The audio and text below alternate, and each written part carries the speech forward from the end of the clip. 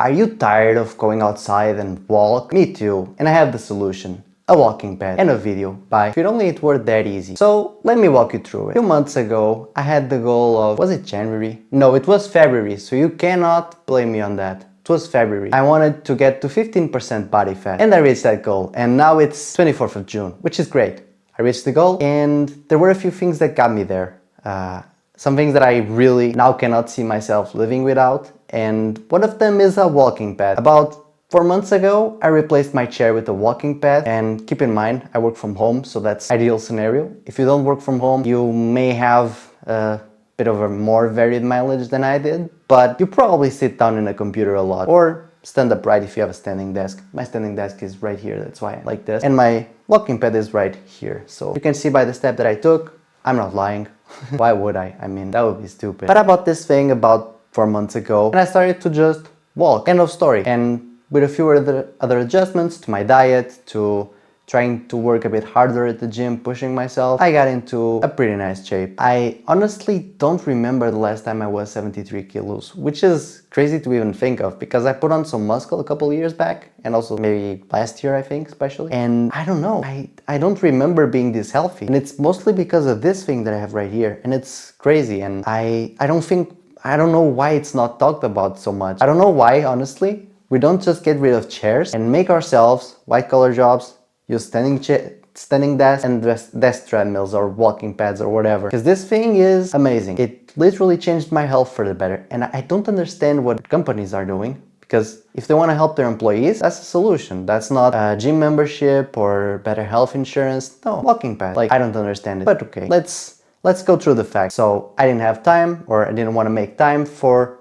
walking every day. It's hitting 10k steps, it's about what, 7 to 8 kilometers? Probably a bit less, probably a bit more, whatever. Depends on your stride and whatever. It takes like a long time, time that I don't have. I used to work sometimes 12-hour days in my side hustle and my main job. 12 hours go by very easily on a computer. I would just almost the entire time sit down. Yes, I had a standing desk, so I would not sit down the entire time. I actually would put myself standing and take some meetings there, maybe pace around the office a bit while having those meetings, but that's not enough. That's like 500 steps maximum. I mean, if you count filling your water, going to the bathroom, having lunch, I mean, that's 2,000 steps at most. Maybe if you go to the gym and you walk there, 3,000. That's not a lot if you want to be healthy. And we have like the worst state of health on the planet right now. I mean, there's just no way around it. We were never this sedentary. We were never meant to be this sedentary. And that's just bad for us. And this thing over here, it changed my life. It has the potential to change yours. I don't think I'll ever work on a chair. I find it stupid. Sometimes I do when I go outside and work a bit outside, either at my sister's home or at a cafe or something. It's strange.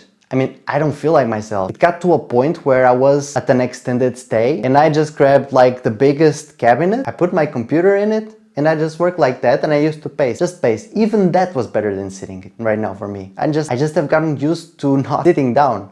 You know, it's like that music, sit down, sit down. No, it's don't sit down, don't sit down, don't sit down. And if you don't know the music, well, it's that one, the sit down next to me. I know I'm an awful singer. I'm awful at recalling songs, so I don't know the name of the song. If you do, please leave a comment.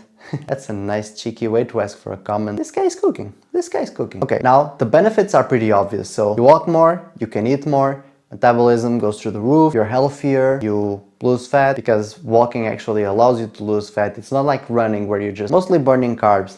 Like walking is a slow exercise, and slow and steady wins the race in terms of getting leaner. And my visceral fat got down to half. I used to be at 7%, I'm at 4%. And that doesn't seem like a lot, but it actually is a lot, because that's the fat around your organs. That's what kills you. Not that the other kind of fat won't kill you, but it's a bit worse. So is it all just benefit? Absolutely not. There are drawbacks. First one is sweat. I mean, especially in the summer, things get hot because you're walking. But if you're walking outside, you're gonna get sweaty too, so I guess that's part of it. Of course, walking outside has another benefit. It's more therapeutic because you have the nature around you, you touch grass, the air is different. Like if you try to breathe inside and breathing outside, sometimes you can actually see the difference, or most of the time actually. Like if I go outside, I see the air and like it feels like it's air from the outside and not air from the inside. Maybe it's CO2, I don't know. Maybe there's solutions for that. Air purifiers, whatever. I don't know yet. I didn't get to that point yet. I will maybe someday, because when you start on walking pads, you got the motivation to do the next step and the next step and the next step. And I'm curious about the air quality now. Actually, thinking about it, it's got some ring to it. Maybe it's worth exploring. Okay, benefit, drawback actually. Drawback, sweat. Second drawback. You know how when you sit down for a prolonged period of a few hours and you get up and you're like, oh, I look like an old man, I feel like an old man. It's gonna be the same for walking, but the opposite way around. When you sit down for an hour, maybe you're at the dinner and you get up, it's like, oh man, what happened to my body? My knees feel like I'm 80. And it actually happens to me a lot now. It's kind of strange because it's really weird that when you're sitting down is actually when you feel worse. But it kind of makes sense. Maybe it's how it should be and not the other way around. Maybe we were just meant to walk all day and sit down only when we have to, you know? Just food for thought on how we regressed as a species. Third drawback, and this is not a drawback, a huge one, but you gotta stretch. You gotta take some time in the day to just stretch your legs. Like at the end of the day, just stretch it out, because if you don't, you get up in the morning and it's like your legs feel like you're dead. I mean, they will still feel a bit like they're, you know, like you've walked a lot, which actually happens if you're like me and have no restraint and get rid of your chair and you just walk all day. It kind of goes that way. But I mean, there's a balance to it. I guess if you don't want to feel strain on your body, maybe just walk a bit less. With this setup, you have the opportunity to tune that in. For me, I just do the walk. And okay, I know it's not for everyone, because I have a friend who actually has a walking pad, and she was like, oh, I just do like 30 minutes after lunch and after dinner. I'm not doing all day. And I'm like, why not? This is awesome. I mean, maybe it's me and I have an aversion for spending money, but when I spend money, I like to get my money's worth. And if you walk all day, you'll get your money's worth. Also, the motor makes some strange noises, so I probably should have bought a more expensive one. A better one. Better doesn't always mean more expensive, but I think in that case, maybe. If you don't know what to look for, maybe look for a brushless DC motor. They're more resistant, they last longer. That's just from an electronics engineer perspective. And you know, name brands always go well, but usually have a lot of Amazon. I just had this one. It's available on Amazon. It's good enough for my needs. You know, there's nothing more peaceful than not needing more than what you bought. And you know, it only has a 5% incline, mine, but I just put something below it and the incline goes up because of that, so that's good. Additional drawback. Now, what you might think is a drawback. So there's the thing where the focus, you think you're not focusing because if you walk, you think you're just gonna bob your head a lot and not being able to focus. That's a lie. You actually focus better when you're walking. Not the same as a stepper, because a stepper really like shakes you a lot. Walking pads, no. The other one is you think people will hear you in meetings. They will hear your walking pad. And walking pads, they make a bit of noise. I can show you. Hold on one second. Beep. This is speed 1. When you're walking, it's a bit less. I usually put it at 3. That's how much it sounds like. And if I walk, it's like, whoop. Maybe I should have been a bit more careful while trying to walk.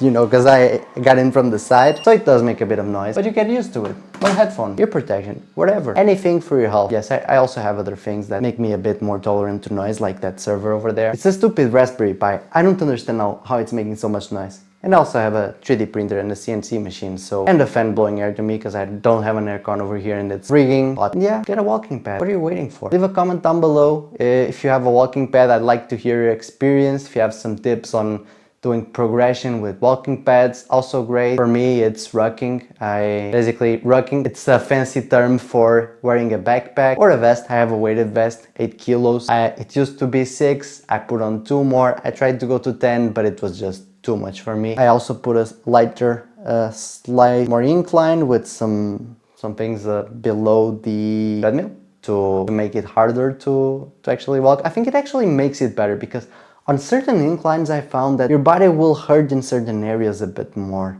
at the end of the day. Like you'd have more strain on your knees. If you incline a bit more, it kind of goes to your, not the hips, quads? Yes, quads and glutes. And it kind of feels a bit better at the end of the day. So there's that. You can do some adjustments. Yeah, but leave a comment, leave a like if you enjoyed the video. If you're buying a walking pad, subscribe. I'd love to hear more about it. Also, your experience in the comments. And if you want to get more videos like this, you know where the button is. Subscribe.